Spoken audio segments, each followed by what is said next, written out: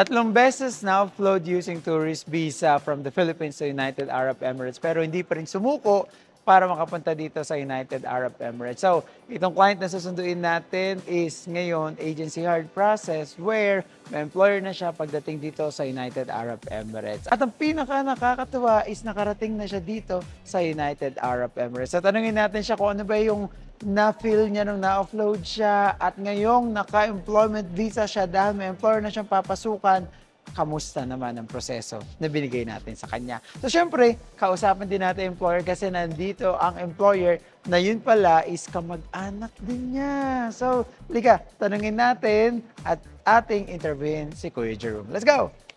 Guys, here's the employer of the person that we're going to pick up today. So, how are you? I'm good. How are you? What's your name, brother? Sasha. Sasha. Yeah, the name of the company is also Sasha. What kind of company do you have here? AC Clinic. AC technician. Wow, that's really great. And you know, they're going to get the people from the Philippines now, and he already arrived here in United Arab Emirates. So they are here with his family. So I would like to ask, how's the process of, you know, getting people from the Philippines through ABBA? Everything was good. Everything was good. How Yeah. did you find us? Why find you online? They found us online, Yeah. yeah. And you know, how long did it take taking him from the Philippines? I think 4 weeks. 4 weeks. See, Less guys, than a month. Yeah, less than a month, and you know the stuff that they're going to take is already here. How did you find him from the Philippines? We know him for a long time. You know him for a long time. Did he get uploaded before? Did he get uploaded before? So many times. So Four many times. How many times? 4. 4 times. Oh my God, that's crazy. And you spent money for that 4 times coming here under tourist visa? It's okay. It's no, there's no issue with the money of getting people from the Philippines, right? But the thing is, it's a waste of money still, right? I mean, it's okay. I understand why they do it because too much Filipino is asking for help going home. Yeah. But they should bend the rules a little bit. They should change the rule from the Philippines because it's quite difficult, right? But now, you have an idea how to get stuff from the Philippines now, right? I will use you again if I want. Yeah, thank you so much. Are you going to recommend our company with others Yeah, as of well? course. It was very good. Good experience. Yeah, thank you so much. And this is your kid? Yeah, daughter. Half Filipino as well. Yeah. Yeah, so you really like Filipino, right? Ay! Married only 10 years. Married with a Filipino. Yeah, that's my Wow, wife. she's already there. She's there, and I'm so happy that you processed the job order recruitment agreement with us directly from the Philippines. Yeah. Thank you so Thank you. much. Thank you. So ngayon naman guys, hihintayin natin yung tao na kinuha nila sa Pilipinas at kakausapin natin. Grabe, 4 times na offload. Yes, I know may pera yung mga tao, but the thing is, nakakahinayang pa rin yun kasi gagastos ka ng ticket, gagastos ka ng visa, and now, through the record process or agency hired process, dahil may company sila, madaling nakuha ang kanilang tao sa Pilipinas. And sabi nga niya, 4 weeks lang, less than a month na pinrases natin. So let's go, hintayin natin siya. Guys, finally, Mr. Jerome is in Dubai. Welcome po sa Dubai, Mr. Jerome. With his employer, yeah. Finally guys, nandito na rin si Mr. Jerome sa Dubai. Welcome po sa UAE. Kamusta naman po ang biyahe? Ayos naman po. Okay lang po, hindi naman napagod. Hindi na.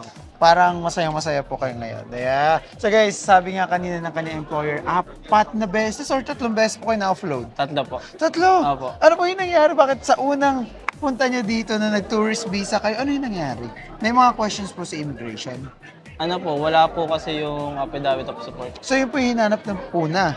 Pangalawa, ganun din po. Pangalawa, Hanggang sa ganun din po. pangatlo. Pangatlo, bakit tinry nyo ng tinry na wala kayong affidavit of support?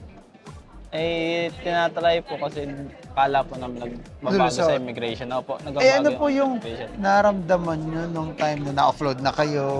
Pangalawa, pangatlo, ano yung naramdaman nyo? Malungkot po kasi nakakailang upload nga po. Na ngayong pangatlo, pang-apat na punta nyo dito, kinabahan ba kayo? Kasi syempre, immigration ulit to eh. Hindi naman na po kasi sabi nga po, kompleto na din nga po yung papers. Oo, so okay na po Okay. kayo, dire-diretso na po. May question po ba ngayon? Wala, ang naging question lang po sa akin nung immigration, wala po pala naging question, nagulat lang din sila kasi nga tatlong Upload na po. kayo. Ano yung sabi niyong immigration, tatlong upload na kayo, nakita nila? Nakita po nila na tatlong upload kasi nga po, 3 taon din po yun na pero nagulat po sila na gano'n nga po, tatlong upload. Tatlong upload. So Kasi ngayon, naman po kasi, kaya wala nang naging problema, is kompleto po yung papel. kompleto yung papel. So, nakakatuwa kasi guys, alam nyo, relative ni Kuya yung kanyang employer na papasukan dito. So, syempre, pero naman po palang company noon pa, bakit hindi kayo kinuha ng underemployment visa? Nung time po kasi na nagtutourist po ako is hindi pa po ako graduate. Hindi pa kayo graduate, kaya hindi pa kayo, 2023 lang po ako graduate. Wow, so congratulations, kaka-graduate lang din nyo po. And then sabi ni Madam, kakapasan nyo lang din daw po ng board. Yes po, nung 2024 po, April. Wow, so congratulations. So, nung nakalagpas na kayo sa immigration sa Pilipinas, ano yung naramdaman nyo? Masaya po. Kasi sabi ni Madam, nanginginig daw yung tuhod nyo. Nanginginig nga po.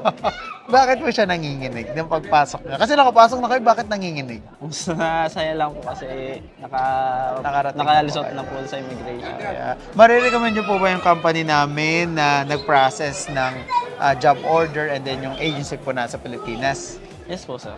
Wow. I-recommend ko po sa kanila na mag-ano po sila ng agency sa inyo po. Yes, thank you so much. Saan nyo po pala kami nakita? Ang ano po. Saan nyo kami nakita? Familiar na po kasi kayo sa YouTube po. Sa YouTube po. Okay. So si ate daw po, siya daw po yung nakakita sa atin sa TikTok. So nakakatawa na po talagang napaka-powerful talaga ng social media. And ready na po ba kayo magtrabaho dito sa Dubai? Yes po. Yes. So medyo ang sagot lang sa atin ni Kuya, yes po, masaya siya. So I think pagod. Hindi, pero okay lang yan kasi ganyan naman po talaga ang mga tao. At pagod na, time check, it's already, anong oras na rin po? 10 na rin, 11, 12, 1, 2 na rin sa Pilipinas. At ang pinaka nakakatawa dito, nakarating na dito si Kuya. Ano ba, kamusta yung panahon? Actually, medyo maganda-ganda yung pagpunta nyo kasi magtataglamig. Opo, tataglamig nga daw po ang panahon. Yes. At ang mukhang batang-bata nyo, pa ilang taon na kayo? 24 po. 24? Opo, Walang girlfriend na iniwan sa Pinas? meron po. Ay, meron! O susunod, kuhanin mo na yung girlfriend mo. Mashallah. Or else, maghanap ka na ibang girlfriend dito. Joke lang. Pinagalitan ako. Joke lang po yun. At sige po, ulitin namin. Welcome to Dubai! Sige po, thank you po na maraming. Thank you po.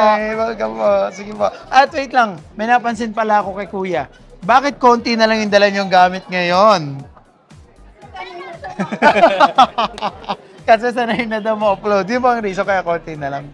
Hindi po, sa Japong inuntian ko lang din. Pinuntian kasi Apo. nga, nagpe-prepare kayo, baka mamaya pag na-offload, hindi na babalik ulit. Ay, madaming gamit. Okay, so sige yun lang po. Thank you po. Thank you po, Kuya Jerome. Welcome sa Thank you Dubai. Bye-bye.